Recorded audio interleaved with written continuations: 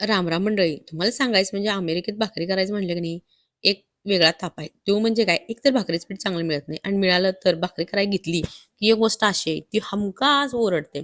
तर कसं आहे माहिती काय, परवा भाकरी करायला घेतली आणि बारक्या पोरग्याला काहीतरी पाहिजे होतं. तर ते द्यायला गेलो आणि भाकरी जाळीवरती तशीच राहिली. तर ती काय जळायला चालू झाली आणि जरा धूर झाला.